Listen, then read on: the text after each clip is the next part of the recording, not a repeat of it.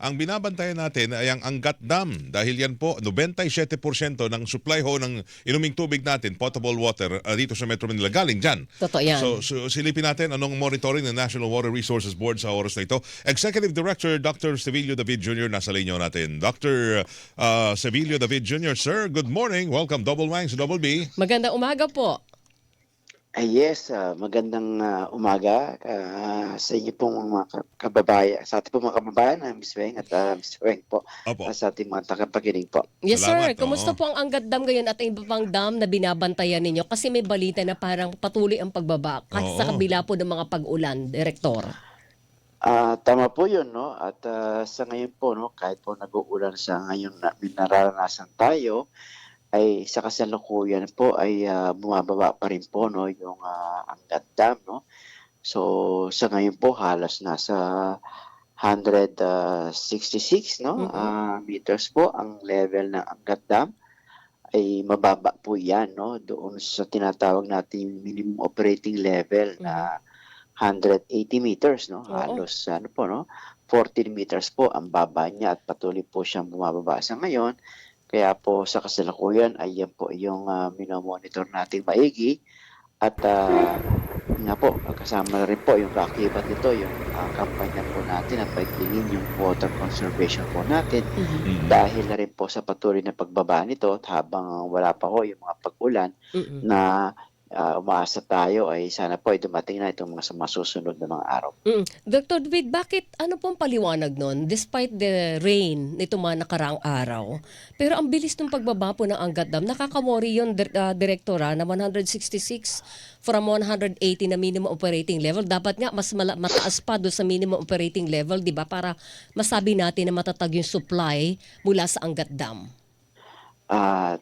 Tama po yun, no? So, kaya nga po sa kasalukuyan ay wala ho munang releases, no, para po sa irrigation at pinaprioritize po natin ang tubig para po sa Metro Manila. Dahil sa below 180 po ay medyo kailangan nating i-manage yung supply. Lalo po pa ho, no? Itong pangamba, no, ng El Nino, no, na nagdeklara na rin po ang Pag-asa na nasa El Nino condition tayo ngayon sa dagat Pasifiko at na maaari pong umabot, no, hanggang sa maaaring mga early part of next year. Kaya ito po yung kasama rin po sa pinaghahandaan natin kasi nga po pagka El Nino po kasi ay medyo mababa po, no, yung mga pag-ulan na mararanasan natin. Yan po yung mga forecast. Opo. Kaya kasalukuyan po ay kaya ka po pinapaigting natin sa ngayon, no. Ms. Weng, yung kampanya natin na dapat po ay yung mga paigtingin, yung pagtitipid ng tubig at sa ngayon po yung mga contingency measures po, no, para makatulong sa supply ng tubig natin na bukod po sa Angat Dam ay inahanda na rin po natin at para po makatulong kung sakali pong magkaroon ng adjustment kasi po isa po sa mga posibleng gawin po natin kapag patuloy pa rin bumaba ito ay mag-adjust po ng alokasyon po ng tubig na nanggagaling po sa Angat Dam na ang isa natin tinitingnan wag sana hindi maka-epekto ito sa mga kababayan po natin dito sa Maynila. Opo. Pero ganito, kasi nung 2019, June 2019, naalala ko pa yun dahil ito yung panahon na talagang may mga tao na pumila. Nagkataon na tayo ng problema Yes. doon sa tubig. Dala ng ang Angat ay bumaba Sobrang below baba. 160 Yes. critical level. Oo. Hindi ho ba mas maaga, mas maganda na ngayon pa lamang yung binabanggit nyo ho na mga medyo drastic na measure ay gawin na? Kesa pagdating ho ng panahon na yan ay bumaba pa at umabot ng 158 na critical na talaga, below critical, doon na tayo mahihirapan pa sa supply. Tama po yun, no? Kaya nung pahong mga March, no, dahil na rin po sa abiso ng Pag-asa na posibleng magka-El Nino, ay inihanda na po natin, no, yung mga posibleng mapagkunan po ng karagdagang supply ng tubig, no. Gaya po itong mga deep wells, no, na inanda na rin po natin, no, at sa kasalukuyan po ay nag-iikot po ang NWRB kasama po ang NWSS, no, para po tingnan, no, yung mga kondisyon ng mga standby deep wells na to na hanggat maaari po ay nasa ready sila sa full operation kung sakali pong kakailanganin. At ito po mga ibang pwede mapagkunan, no, ng mga ibang supply ng tubig bukod po sa Angat Dam. Kagaya po itong mga water treatment facilities ng NWSS at yung mga konsesyonaryo dito po sa Laguna Lake, sa may Parañaque po at sa mga Cavite, no, may mga maliit po mga dams diyan Mhm. na ay nakahanda na rin po at ito po ay sa kasalukuyan po ay tinitingnan po natin, iniikutan po natin kasama Mm. ng NWSS Mm. Opo. para po matingnan kung ano Mm. ito po mga full Okay. capacity sana, no? Ito po Opo. yung gusto sana natin at full capacity para po kung sakaling kakailanganin ay ready po sana itong mga Direktor, na nabanggit nyo kanina na yung sa irigasyon, nag-stop na kayo fully sa pagsusupply ng tubig sa irigasyon? Tama po yun, Miss Weng, Since no, when nung po? pahong March, no, nung March pa? opo, nung May po, nung May May, pa yun oo. po, no, May po, May 14, nung pong matapos yung tinatawag nating dry cropping irrigation nila, no, nung Mm. nakapagtapos na po sila, ay sinuspindi na rin po natin, no, yung Mm. alokasyon Mm. at sa kasalukuyan po hanggang dahil bababa pa rin po, no, Mm. ay itong level ng Angat Dam ay hindi po na muna natin kumbaga po made-delay muna, no, wala ho munang releases sa Oo. irrigation So, hangga't hindi po nakaka-recover ng maayos yung level po ng Angat Dam. Dr. David, ibig sabihin, pag halimbawa, kasi ngayon okay lang dahil wala pang katatapos na ng anihan. Paano po sa panahon ng magtatanim na uli yung mga magsasaka natin, pero ganito yung level ng Angat Dam, hindi kayo magre-resume na supply ng tubig sa irigasyon? Tama po 'yun, 'no, Miss Weng, 'no, kasi po at below ito pong level, 'no, ito Opo. pong at below 180 Mhm. ay mas priority po ang level ng alokasyon para sa Mm. PWS. Mm. At ngayon nga po ay nasa 166 level siya, Opo. ay sa ngayon po ay suspendido pa rin po, 'no, at hindi po natin wala ho munang release para sa irigasyon hangga't Mm. hindi po, no, nakaka-recover. Kasi nga po, Miss Weng, pagka nagsimula po kasi tayo mag-release para sa irigasyon, ang ano po diyan, halos mga 3 hanggang 4 na buwan, Mhm. kailangan po nating bigyan ng seguridad yung pangailangan, 'no, Mm. Mm. hangga't makatawid po 'yan para sa Mm. makaani. Kaya po hangga't hindi Oo. natin mas mabigyan ng kasiguruduhan na masu-sustain natin yung gano'ng klaseng releases po para sa irigasyon, ay sa ngayon po ay suspendido ho muna. Hindi, iyan naman na-check naman ho ninyo siguro na kasi ang susunod na niyan ata Setyembre kung di ako nagkakamali. Mhm. Mhm. So okay lang ho ngayon habang ini-enjoy ho ng ating mga halaman pananim ang araw. Tama po 'yun, 'no, sa Oo. dati ang ano po sana ay mga August po, 'no, sa Mm. ngayon po ay tinitingnan natin kung hindi pa ho maka-recover, 'no, yung level ng Tubig. dam. Sa panahong 'yun Mm. ay kailangan po nating limitahan din, Oo. 'no, yung pagre-release ng tubig natin na mas binibigyan prioridad nga po natin yung Metro Manila water supply. Doc, sa anong punto kayo magde-decide na panahon na para bawasan namin yung alokasyon para sa mga water concessionaires, yung halimbawa Maynilad, Manila Water, MWSS? Sa anong punto kayo magde-decide?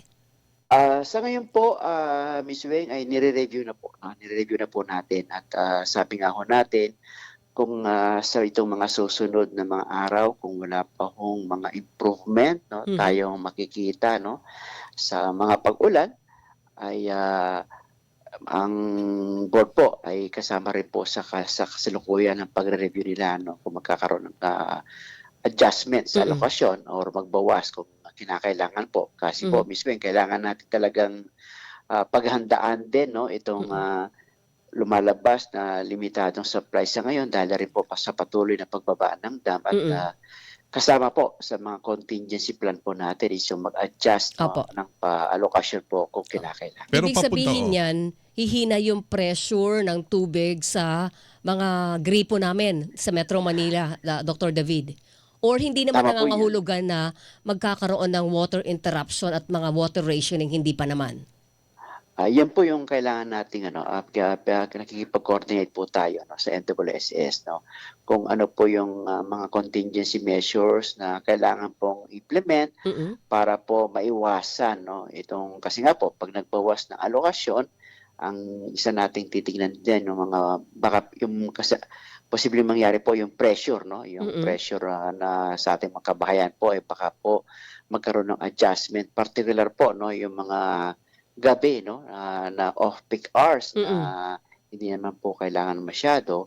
Pero sa ngayon po ay tinitingnan po natin kung sakali po magkaroon ng mas, no, negatibong impact kagaya po ng mga rotational, no, Opo. na water interruption, ay yan naman po ang nakikipag-coordinate tayo para naman po kung ito po ay implement, ay kung ito po ay gagawin sana doon sa mga oras na hindi naman po masyadong kailangan ng kababayan po natin ng supply ng tubig. Opo, pero sa inyong palagay, talagang tatama talaga tayo doon sa magkakaroon talaga aabot ng critical level ang Angat Dam. Sa inyong pag-forecast na ho ngayon, so nakikita natin Doon onset sa bilis ng ba ng pagbawas ng severe, tubig?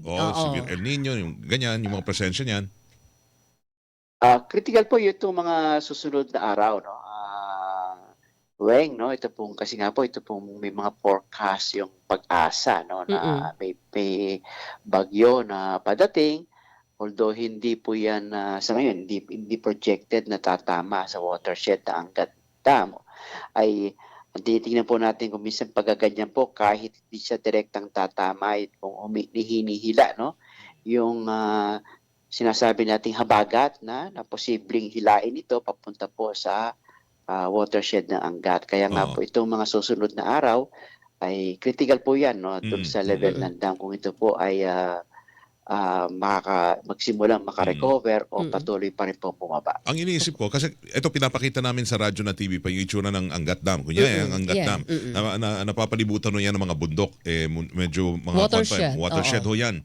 Diyan ho ba, wala ho tayong, may mga namomonitor ho ba kayong mga aktibidad ho dyan, kaya hindi nakakaipon rin ang mga watershed natin, yung mga forest area niyan, baka may mga illegal logging ho dyan, di ba? Kaya walang lumalabas na galing dyan sa mga bundok, papunta dyan sa dam. Ito po ng mga Angat watershed, sa tingin po natin, ay isa yan sa mga watershed natin na medyo maganda po, no, ang pangangalaga, no. Ito pong pag-maintain yan, pagmamanage yan ay nasa Napocorpo, no. Pero may tuturing po natin na itong Angat watershed ay isa po, no, sa mga watershed na medyo maganda po yung pangangalaga at wala po mga significant, no, na sinasabi nga natin, no, na mga aktibidades na pagpapababa po ng kalidad, no, ng watershed po dyan sa Angat Dam. Sa ngayon po talagang yung mga pag-ulan po ang medyo critical. Kulang pa. Kasi ito po mga nakaraang mga buwan ay medyo mababa po sa normal ang mga pag-ulan na nararanasan dyan sa Angat watershed. Kaya nga po sa ngayon ay patuloy pa rin po siyang bumababa at na kailangan na rin po natin paghandaan at na pinaghahandaan na rin po natin. Kasama na rin po itong bukod po sa supply na hinahanda natin kung saan tayo pwedeng kumuha, ay ito pong water conservation. Ito sa katunayan po, ang secretary ng DNR na si Mitch Cuna po ay nung isang linggo po ay nag-issue na rin siya ng advisory, no, ng water conservation dahil na rin po itong El Nino, no, at na mas maganda po ay pag-iigtingin na rin natin lalo pa sa kabahayan natin, no, yung mga tamang paggamit at yung pagsasaayos po ng mga tagas ay maganda pong gawin na natin para po makatulong, no, at maiwasan yung patuloy na pagbaba ng mga reservo natin kagaya ng Angat Dam. Sige, Doktor, nako, maraming Thank you. salamat. Bantayan po natin ang Angat dahil delikadong tayo magkaubusan ng tubig. Ayaw natin danasin ulit yung mga previous crisis na talagang pumipili ang mga kababayan natin sa mga rasyon ng tubig. Doktor, maraming salamat po sa oras. Maraming salamat po, Ms. Weng at Magandang Mr. Weng, umaga. at magandang umaga po sa ating mga Good kababayan. morning, sir. Good morning, sir. Executive Director ng National Water Resources Board, si Dr. Sevilio David Jr., Jr. mga kapuso.